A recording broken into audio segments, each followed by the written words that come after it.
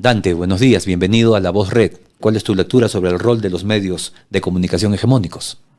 Bueno, yo he trabajado en diferentes medios de comunicación y por años, ¿no? He trabajado en La República, he trabajado en Caretas, he trabajado en el semanario Cambio, del cual me enorgullezco mi participación ahí, están mis artículos publicados. Pero hoy en día, si alguien me pide mi currículum vitae, lo que obvio es la palabra periodista. Por vergüenza, me abochorna decir soy periodista.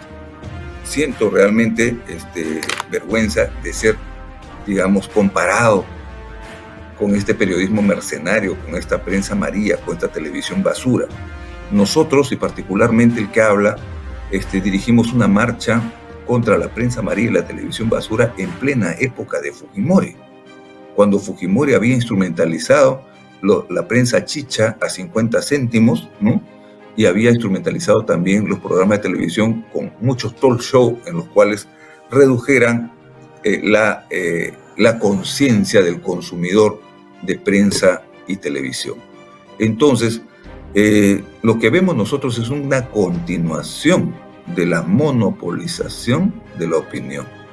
O sea, cualquier opinión disidente va a ser, digamos, marginada. Porque no existe, primero, la libertad de prensa en el Perú, ni tampoco en el mundo. Tenemos que aceptar lo siguiente: quien mienta sobre la libertad de prensa merece una sanción, al menos moral, ¿no? Decirle, tú no tienes razón. ¿Sabes por qué? Porque existe la libertad de empresa. Existe la libertad de que cada medio tiene su línea editorial. Y la línea editorial la pone ¿quién? El dueño o los dueños. Entonces, cuando un periodista no acata la línea editorial, inmediatamente es purgado. Y no necesariamente de un solo medio. Lo purgan de un medio y le ponen, digamos, en la lista negra para que no sea aceptado en otros medios de comunicación. Entonces, la triste realidad del periodista es ser un periodista mercenario o no sobrevivir, sencillamente porque nadie lo va a contratar. Es la fragilidad laboral del periodista.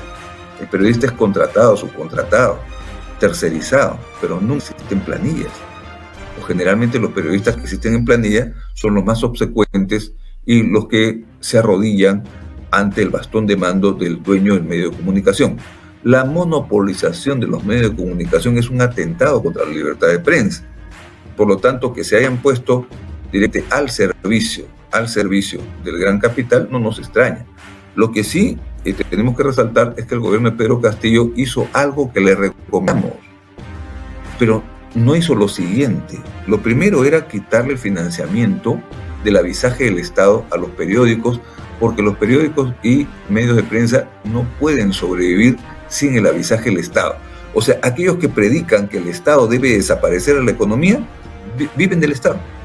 Y viven del Estado de una renta ociosa, como es capturar la publicidad del Estado, que es el principal avisador, ¿no?, en los medios de comunicación. El segundo consejo que le dimos a Pedro Castillo por interpósita persona y con artículos fue el siguiente: pedir una auditoría tributaria a los medios de comunicación. Inmediatamente, con una auditoría tributaria a los medios de comunicación, los liquidas. Los pones de rodillas. ¿Por qué? Porque deben mucha plata al Estado. Y deben mucho dinero. No tienen saneadas sus cuentas. Entonces, así como las mineras no quieren que le cobren los tributos que le deben al Estado, esos tributos con los cuales se construyen hospitales y carreteras y escuelas, ¿no? Y por eso no tenemos buenos hospitales, ¿no?, con qué enfrentar una siguiente pandemia, porque los ricachones no tributan. Esa es la verdad. Hacen la política del perro muerto. Entonces, igualmente la prensa amarilla no tributa. Tiene grandes agujeros negros en su tributación. Entonces se tiene que defender con uñas y dientes frente a un acoso de un Estado que quiera ejercer su derecho al cobro. El Estado tiene que cobrar lo que le adeuda, ¿no? Si no, el Estado no funciona. Eso se da en Estados Unidos, se da en Francia, se da en Alemania, que el Estado tiene que ser un buen acreedor, un gran acreedor y un inclemente acreedor. Bien, entonces cuando el Estado se propone cobrarles, ¿no?, y también cobrarles no solamente las deudas tributarias a los grupos mineros y también a los grandes consorcios empresariales, sino cobrarle también a los dueños de la prensa lo que le deben al Estado. Y también quitarles el privilegio del avisaje del Estado. ¿Por qué el Estado va a invertir en avisaje en medios de prensa que pretenden tumbarse al Estado, ¿no? Ese por un lado. No que existe libertad de información, pero lo que no existe es libertinaje en materia de lo que es difamación, calumnia, delitos contra el honor, y que eso es lo que se está ejerciendo a través del monopolio de la prensa. La prensa miente todos los días. La prensa miente en carátulas, en titulares, en artículos en los cuales pretende demostrar que Evo Morales es el gestor de la protesta popular. Es irrisorio esa cuestión, ¿no es cierto? Que el Foro de Sao Paulo es la ideología que alienta a los manifestantes, ¿no? Y que los terroristas del Movadef están detrás, y hay que demostrarlo todavía, con personas desconocidas a las cuales se les inculpa de ser miembros del Movadef y ser dirigentes de la protesta popular actual. Entonces también será que los narcotraficantes o narcoterroristas del BRAEM están orientando toda una política de protestas populares para quedarse con el poder. Y lógicamente la gran pregunta es la siguiente: ¿qué intereses del narcotráfico hay detrás de la prensa amarilla?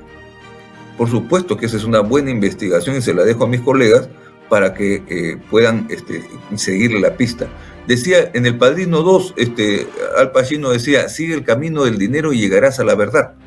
Sigue el camino del dinero que financia los medios de comunicación que no se pueden sostener por sus ventas, ni tampoco por su avisaje, y llegarás a la verdad que también el narcotráfico y también la minería están detrás de esta prensa amarilla que atacará a cualquier gobernante de izquierda que gane legítimamente las elecciones.